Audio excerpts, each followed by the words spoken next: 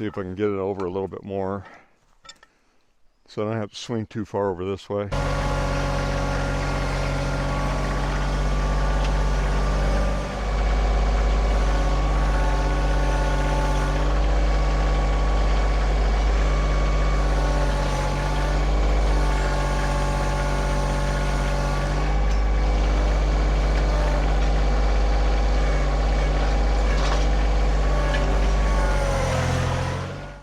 That'll get her out of the way. And I think the next one is bigger, but I think I'm going to put it over here, and I'll still have room to drive through here as I go get more logs. And I'll just keep putting them in the driveway as long as I can and just keep pulling them out of the woods, and then I'll start a production line of pulling them in and making beams. And that'll be the next thing you guys will see from these logs is I'll start milling wood off, boards off of them, whatever size I can get, different thicknesses. I'll just try to figure out what I think I'm going to need in the future, and until I get it down to that 6x12. If I can get 2 6x12s out of one, I don't even know if I could pull one up here that big. I do have one that's pretty large right over here. I'm not in a hurry to get that because it's really close. There's 2 of them over here. Actually 3. I got 3 of them here. I got another one a little further beyond me that's pretty large. And plus that one up there, there's 5 I can think of off the top of my head. But I think I have at least 3 or 4 more in various areas that I got marked on my phone. So I use Onyx maps, and I mark where I cut my trees down. I'll give them one color for completed, and I'll give them one color for still need to cut. And then it's really a neat app. In fact, when I go put up my wildlife cams, they actually have a picture of a camera that you can put in that X spot instead of using a color, so you know it's your wildlife cam. So that works out really nice. Well, this is where I keep my water, is underneath the sink. So I just pulled a bunch of water out of the spring. So I'm topping off the 55-gallon drum. That's one of 2.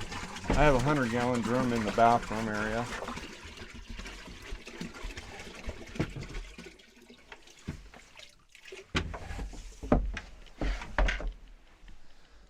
But this has worked out pretty good. Other than this winter, it did freeze up on me. So I need to insulate under the cabin.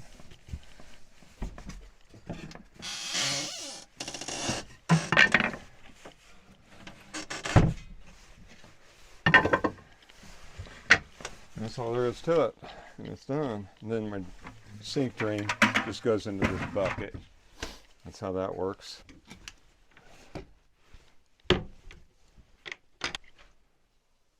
But I need to finish reprofiling this, which means I need to take this and round this part off. I think this is more than of an angle than I should have. They say not to do anything to this side, which I didn't, but I think I've got too much of an angle here. I was reading up, it looks like 3 degrees is what you want, whatever 3 degrees actually is. I'm visualizing it, and it's not even hardly noticeable. But they say, because it was already rounded, they say, oh no, that's not 3 degrees. You need to angle it a little bit on this one side here. So what I'm going to do is I need to blend both A and B sides to C, I guess, in the center. So I need to blend that. So I'm going to take this, fire it up, and try to do that.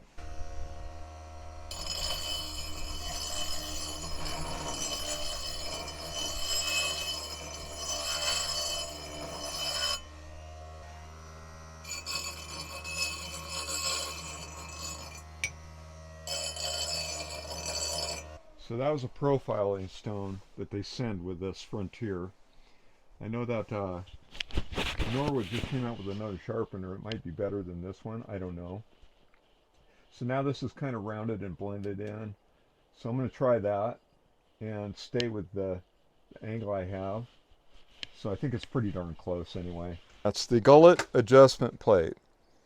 So I believe because I'm not hitting the backside, I'm hitting here. I need to kind of get this all equaled out. So this is moved all the way up this way, so I'm going to move it a little bit. I'm going to just do a small adjustment here. Just a minor adjustment. Because who knows? I mean, it's too bad it's not even a little more automated. That'd be nice. I'm hoping this will be enough. I'm just trying to make it a little more user-friendly for the next person while I go through all this trial and error. So hopefully you can see this. So what I'm doing is I'm going to watch this and then I'll stop it if it's, I'm going to let it run a couple first. Oh, not that way. I just want to push it forward a few times. At least twice.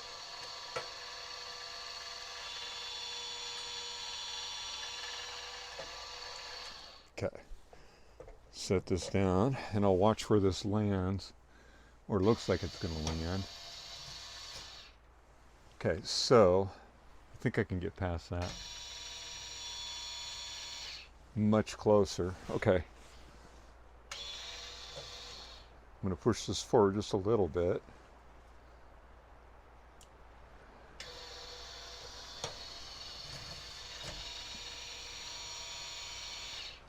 A little more. I think we're getting closer.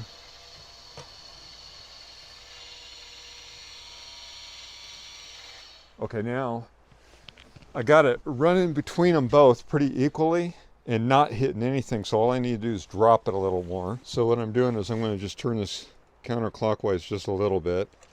This should drop the wheel a little bit, and I'm just doing incrementally before I turn on the wheel. I don't want to ruin this blade if I can help it.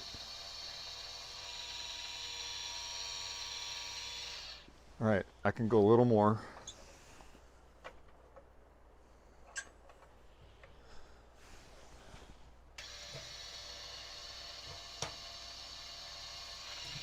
Oh, that's too much. So I'm hitting the gullet now. So I just want to go right, just enough to raise it a little.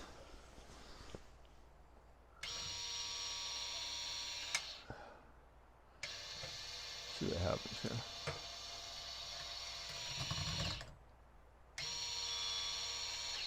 All right. So I'm hitting one side and I'm hitting the gullet. I'm going to back it off just a little bit more, or raise it just a little bit more, so clockwise. And I'm just doing tiniest amount.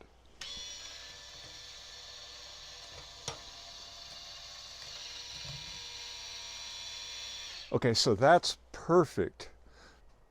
Okay, so hopefully you can see this. So I was talking to Norwood just to confirm this. I am ticking the backside. I don't have to worry about hitting both sides like I was thinking. I thought I needed to kind of clear the burrs off this side. They say don't worry about that. I like that.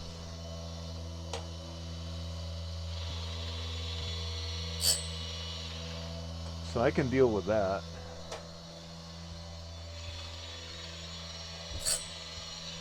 So I'm going to put a blade on. I'm going to set it up with the automatic shut off. Now that we've got everything to where it grinds properly on these 1.25 inch, so basically what I do is I just make sure that I'm between the end and the wheels. Lift this up and drop this down into the plate here. We'll lock this down. I've got this adjusted so it snugs it up pretty good. Yet it still moves. And I always like to test it. So once I have it in place, what I like to do is just go ahead and run this and see how it travels. The automatic shut off, which will set kind of like this, but I'll be putting it on this side. I want to get a few of the teeth sharpened. So I'm going to go ahead and mark it with an ink pen so I know what I'm starting with, and then I'll get this placed to where the shut off will shut off about where that mark is, okay? So this comes off for the moment. So now I'm lining up to where when it comes to this tooth, it's going to shut down again. The other thing you want, I found, is to be in the gullet and a little bit up on this side to tilt this forward and down. Just tighten it up. It'll shut off. I need to go back one more. I'm going back two more. Yeah, that should be perfect. But you should be able to see that it's just ticking it.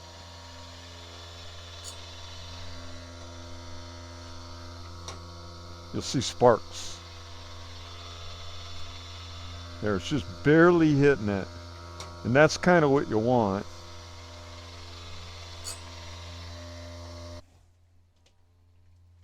Okay, so now you can see that the shut off is coming towards the switches. Alright, it'll shut off in the next pass. Here we go. Okay. I went around twice on this one just because.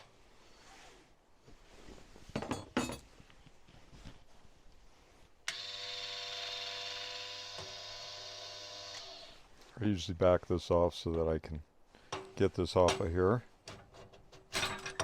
Feels pretty sharp. So anyways, this has a little bracket on it. So I use this method of storing my new blade, my resharpened blades.